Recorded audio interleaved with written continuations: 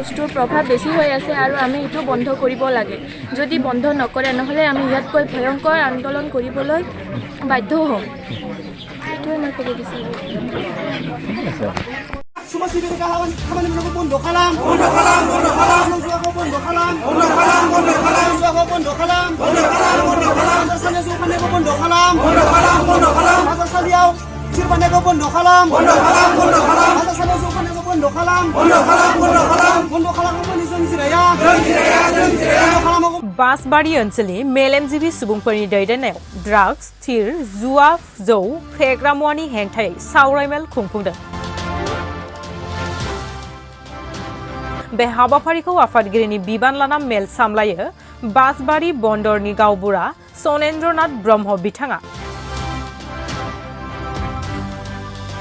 नंगौ क'क्राझार जिल्ला परबतजरा महकुमानि सिङाव थानाय बासबारि दैलि बाजार आरो सप्ताहिक बाजाराव जौ फाननाय बेफोरबायदि फेग्रा मुवा बाहायबोनाया बारानिफ्राय बारा जाबोनो हमगासिनो दं बेखौ नोजोर बोनानै दिनै गोबांथार बासबारि ओनसोलनि गामिनि गावबुराजों लोगोसे एक्स एमएलए बनेन्द्र कुमार मोसाहारि इउपिपिएलनि टिसिएलसिसि मासिगिरि उत्तम हाज'वारि आरो परबतजरा जिल्ला बर' थुनलाइ आफादनि आफादगिरि अम्बिकागिरि हाज'वारि आरो बाहागो लाबावो बासबारि दख'रा दुलाराय बर' फरायसा आफादनि आफादगिरि मुस्रि बशिष्ठ कुमार ब्रह्म आरो बाहागो लाबावो बासबारि दख'रा आबोबनि आफादगिरि रुपा ब्रह्म बिथाङा लोगोसे बाहागो लाबावो बासबारि गोजौ फरायसालिनि लोगो फोरोंगिरि रंगिना ब्रह्म बिथाङा आरो फरायसुला फरायसुलिफोरनि इयुननि थासारिखौ गोग्गो खालामनो ड्राग्स जौ जुवा बायदिफोरखौ जानगाराव थानो खावलायो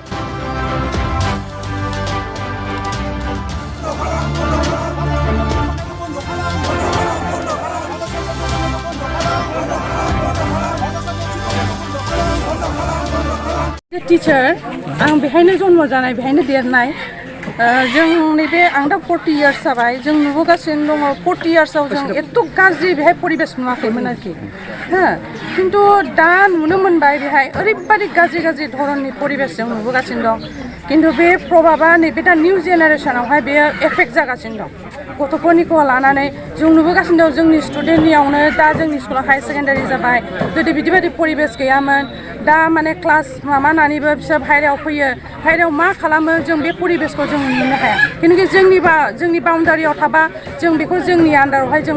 माबा मोनसे खालामनो हायो खिन्थु जोङो बाहेरायावबा जों बेखौ नुनो हाया दा ओंखायनो जोङो दा बेहाय बयबो ज' लोगो जानानै जोङो बेहाय माबा मोनसे परिबेसखौ साफा खालामनो सानदों जा बयबो बेहाय ज' जादों गावबुरा दंमोन बिभिन्न धरननि बिभिन्न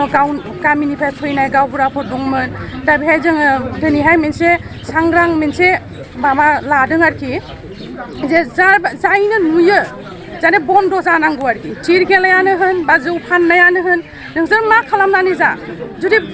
जानायनि उदैनि थाखाय जों माबा मोनसे जुदि खालामनानै जुदि आर्न खालामनांगौबा मेरला धरननि लामा दङ मेरला धरननि लामा दं बे जौ फाननाया जे मोनसे लामा थिर फाननाया जे मोनसे लामा बे लामा नङा मेरला धरननि लामा दं सोरबा मोनसे जोंनि बर'फ्रा गावनि सिखौ फाननानैबो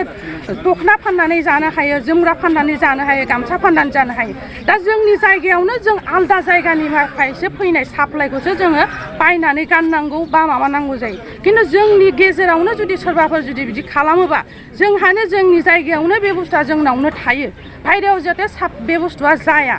जोंनावनो जोंनि आखायावनो थायो जोंनावनो जोंनि आखायावनो जमा जागोन बे बुस्थुआहाय दा जों बेखौनो नाजायो जों जाहाथे जोंनि बे जायगानि ओनसोलनि हिसाबै जोङो जोंनि जायगाया जाहाथे परिबेसा जाहाथे मोजां जायो जोंनि गथ'फोरनि निउ जेनेरेसनाव दा जे फैगासिनो दङ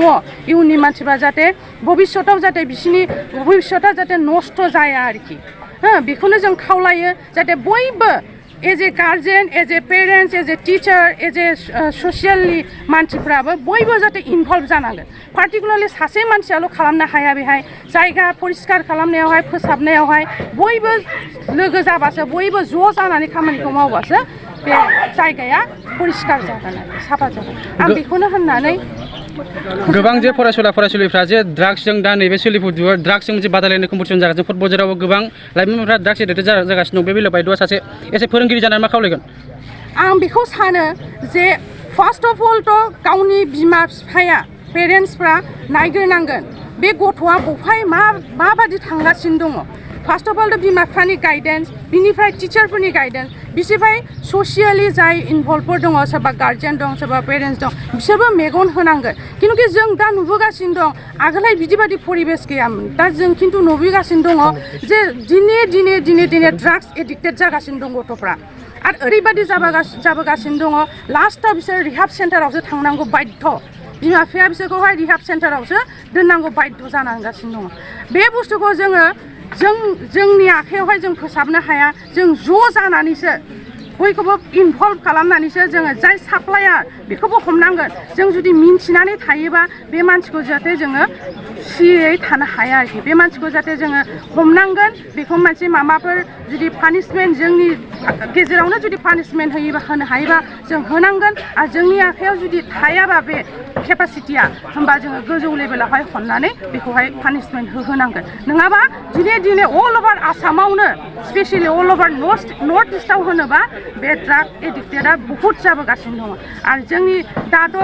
क्लास 6, 7, 4, 5आवनो जों नुयो बिरि सिगारेट ड्राग्स जानाय बेफोर बिराद गाज्रि जाबोगासिनो दङ जोंनि स्कुलावनो जों नुबोगासिनो दं जों जेसेबां हायो जों होबथागासिनो दङ खालि जों टिचारफ्राल' होबथाबा जानाय नङा बयबो ज' जानानै गामिनि जानानै सोरबा बायह्रानि मानसिफ्राबो जुदि नुदोंबा बेखौ जोङो फोसाबनांगोन दिनै बासबारि बाजारावहाय मोनसे ड्राग्सनि हेंथा थिरनि हेंथा आरो बायदिनि हेंथायै दिनैहाय सोमावसारदों बेनि बेलायाव मा बुङो सार औ जोबोद दुखुनांथाव बाथ्रा जोंनि बासबारिया मोनसे फिसा जायगा आरो बे जायगायाव जोंहा गोबाव समनिफ्राय बे ओनसोलाव रायजो जानानै थानाय गासै सुबुं माहारिनि गेजेराव मोनसे फिसा बाजार दङ आरो बे बाजाराव जोङो साननैसोनिफ्राय नुगासिनो दं जे जोंनि गंनैसो दखानाव जोंनि समाज बेरेखा जेफोर हाबा जेरैहाय जौ फाननाय बिदिनो जौ जुवा थिर बेबायदि फाननाय हाबाफारिफोरखौ जों नुगासिनो दङ दा बे बेलायाव जोङो जोंनि बासबारि हालामाव थानाय जोंनि दुलाराय बर' फरायसा आफादजों लोगोसे बर' थुनलाइ आफाद बर' समाज आरो गावबुरा आफादजों लोगोसे ओनसोलनि गोरों गोरा साननो हनो गोरों सुबुंफोरा बे जौ फाननायखौ हेंथा खालामनानै दिनै जोङो बासबारि ओनसोलाव मोनसे गोख्रों मिटिं लादों आरो बे मिटिंनि गेजेरजों जोङो बे सावरायनायनि गेजेरजों जोङो ओनसोलाव बे बाजाराव फाननाय जौखौ होबथानो थाखाय थांखि लादों आरो बेवहाय जोङो जौ फाननायजों लोगोसे जोंनि थासारिखौ जे गुबुंले खालामदों बेबायदि थासारिनि थाखाय जोङो जोबोद दुखु फोरमायनायजों लोगोसे गोख्रोङै होबथानो नाजादों दा बेवहाय जोङो आङो निजे क'क्राझार जिल्ला बर' थुनलाइ आफादनिफ्राय बाहागो लादों बेवहाय जोंनि दुलाराय बर' फरायसा आफादनि बासबारि दख'रानिफ्राय गोख्रोङै बाहागो लादों बेवहाय जोंनि गुबुन राजनैतिक हान्जानि दैदेनगिरि बिथांमोन बाहागो लादों जेरैहाय UPPL दङ BPF दङ आरो कंग्रेसनि दङ आरो लोगोसे BJPनि दङ दैदेनगिरिफोर दङ दा जोङो बेवहाय गासिबो राजखान्थियारि हान्जानि फाराग लायाजासे जोंनि ओनसोल बे फिसा ओनसोलाव जाहाथे समाजा गुबुंले जाया बिनि थाखाय जोङो समाजखौ गोग्गो लाखिनो थाखाय खौसेयैनो ओनसोलाव गाज्रि बार बारनाय जौ फाननायजों लोगोसे थिर गेलेनायखौ बादा होनायजों लोगोसे बेवहाय ड्राग्सनि फालांगि खालामनायफोरखौ होबथानो थाखाय गासैबो समाजा सांग्रां जागासिनो दङ बेवहाय जोंनि उन्दै फरायसुला फरायसुलिफोरनि इयुनखौ सिन्था खालामनानै जोङो समाजाव जाहाथे गोग्गो बार होनो हायो बिनि थाखाय जोंनि मोनफ्रोमबो आफादा दिनैनि नैबे सोमावसारनायनि गेजेरजों गोख्रोङै मेसेज होदों जे बेवहाय गुबुन जायगानिफ्राय फैनानै जे जौ बेदर जानानै जोंनि जायगाखौ गुबुंले खालामफैयो बेबायदि थासारिखौ बन्द' खालामनो जों थांखि लादों लोगोसे बेवहाय गंनैसो दखाना जाहाथे जौ फाननायखौ दिनैनिफ्रायनो बन्द' खालामो बेखौ जोङो राफोदै दिनैहाय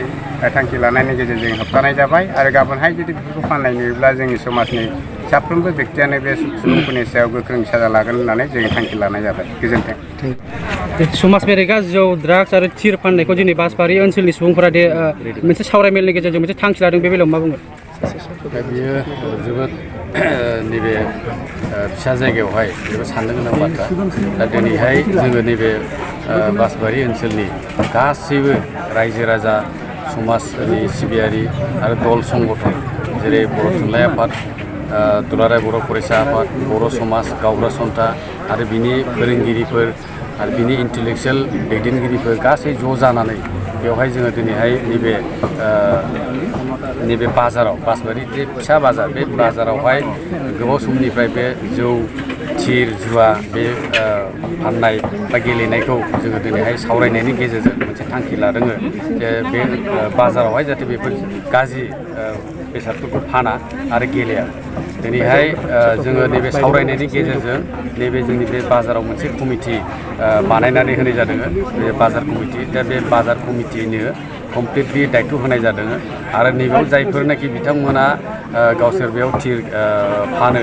आरो जौ फानो बिथांमोनाबो बेवहाय दायरै सिखार जादों जे जोङो दिनैनिफ्रायहाय फाननाय नंला होननानै जों बेखौनो मिजिंथियो जे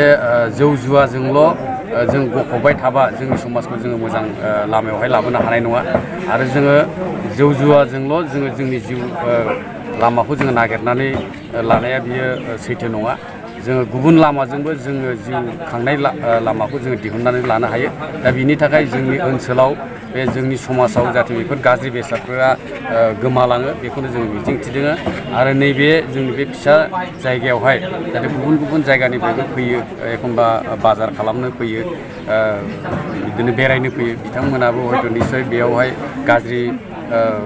थासारिफोरखौ नुलाङो दा बेफोर जाहाथे जाया आरो दिनैनिफ्राय बिथांमोनाबो स्वीकार खालामबाय जे जोङो गाबोननिफ्राय बेवहाय खुनु रोखोमनि बेबायदि गाज्रि बेसादखौ जोङो फाननाय नङा आरो जोङो दिनैनिफ्राय जोंनि रायजोफ्रा जेरै बुंगोन जोङो बेजोंनो सोलिगोन होननानै बिथांमोनाबो स्वीकार जादों आं बेखिनिखौनो बुंगोन दा बेखौनो आङो खावलायनो सानो जोंनि बर' समाजावहाय दिनैहाय बे ड्राग्स जानाय ड्राग्स एडिक्टेडआ दङ आरो एसे बारायनायखौ जोङो नुदों आरो बेखौनो आङो बुंनो सानो जे गोबां बेबायदिनो देश दङ जेरै गोबां माबायावहाय USA मोनसे डेल्फिया होननाय मोनसे माबा दङ